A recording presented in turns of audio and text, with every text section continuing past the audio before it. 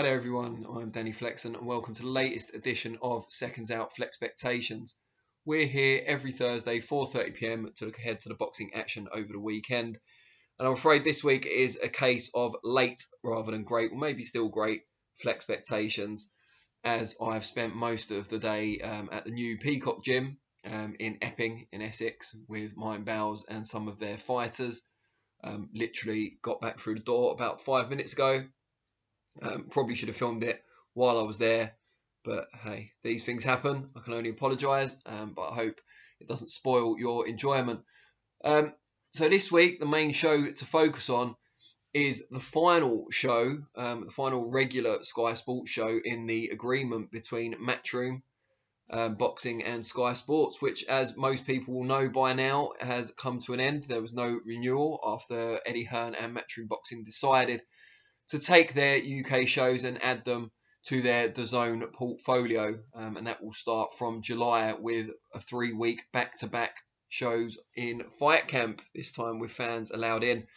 And for some of the more eagle-eyed people on Twitter, you may have noticed that the Fight Camp provisional lineup has been unintentionally, we believe, leaked by a selfie that someone on a train took with Eddie Hearn, and Eddie Hearn's notepad is in the picture. Now, quick, go and find it before it's deleted, and plenty to look forward to there. But at the moment, we're looking at Saturday's show in Newcastle, and it has to be said, probably not entirely unexpectedly, that the Matchroom Sky partnership is going out with more of a whimper than a bang.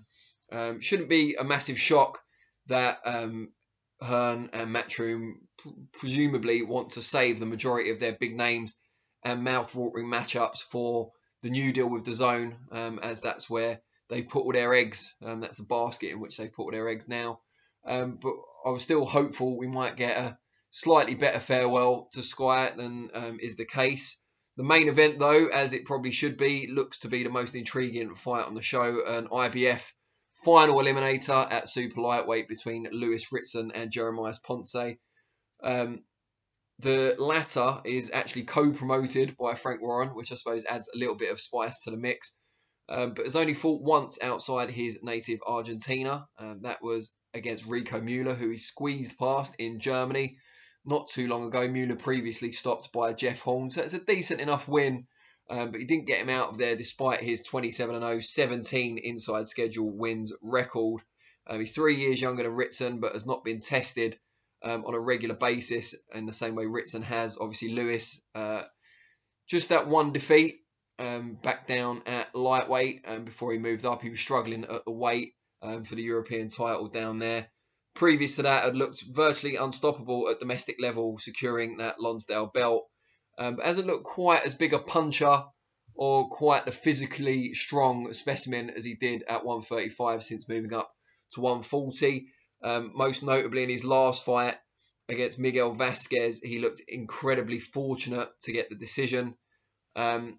His dad, apparently, having spoken to Lewis yesterday, 2 days ago, his dad told him after the fight he believed that he hadn't done enough to win. And for that and a number of other reasons, particularly the fact that he underperformed in that fight, Ritson decided to leave trainer Neil Fannon after a number of fights together and go back with his dad. And they've worked together for this show and for this fight. And it is, of course, the most important fight of Ritson's career. He expects Josh Taylor to move up in weight and vacate the 4 major world super lightweight titles he currently has. So there's a very good chance that there was another IBF eliminator, I believe, just recently. There's a very good chance that Ritson, if he beats Ponce, could face the winner of the other fight for a vacant world title as soon as this year. So it's a crunch clash for Ritson. And having seen a bit of Ponce, Ritson, something that doesn't get talked about enough is that he was actually a very good amateur, good boxer. If he can get back to the form he showed back down at lightweight, now he's back with his dad, a bit more head movement, a bit more guile, approaching at more angles on the way in instead of being more of a face-first pressure fighter. Had a few nuances in the time they've been reunited. Then I think he should be able to push Ponce back, set the tempo, set the distance in which he wants the fight to be fought, and take a relatively clear points victory in front of fans who will be desperate for him to gain a measure of redemption and also take that one step closer to a world title shot. Regarding the rest of the card, there's not really much to pick out. Former GB star Cyrus Pattinson makes his debut. He's one to watch. The latest outing for very highly touted female prospect in Ellie Scotney as well, but she should have too much for her opponent. Alan Babich, obviously a great character, fighting Damian Chambers. Chambers cruiserweight. I'm not sure if this is an indication that Babich is preparing to move down to either Bridger or cruiserweight, but he's generally fought at heavyweight, and he should have too much for Chambers. Although given their respective styles, it should at least be exciting while it lasts.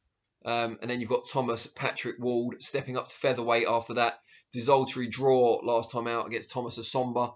Long-time super bantam, and a very high, may still have a very high world ranking at super bantam, but made the decision, at least for this fight, probably permanently, to move up to feather. It's a bit of a struggle these days for him to make the weight. So it'll be interesting to see how he gets on at the new weight, and if he garners a world ranking or a similarly high world ranking in the new weight as he had in the old one. We also see the return of Joe Laws, another big character after that painful defeat, both psychologically and physically, to Ryland Charlton. So we'll see how he looks. But yeah, not the best show by any stretch of the imagination. And if it wasn't for the context of Matchroom moving on from their deal with Sky Sports, a deal, incidentally, that started as their exclusive promoter way back in 2012, so it genuinely is the end of an era, I think it would be judged more harshly. But the fact that everyone knows Fight Camp's coming, that a new deal with a new broadcaster is imminent, or has actually been agreed, but is the start of it is imminent, I think people are a bit more willing to forgive. But it might not be the most celebratory atmosphere.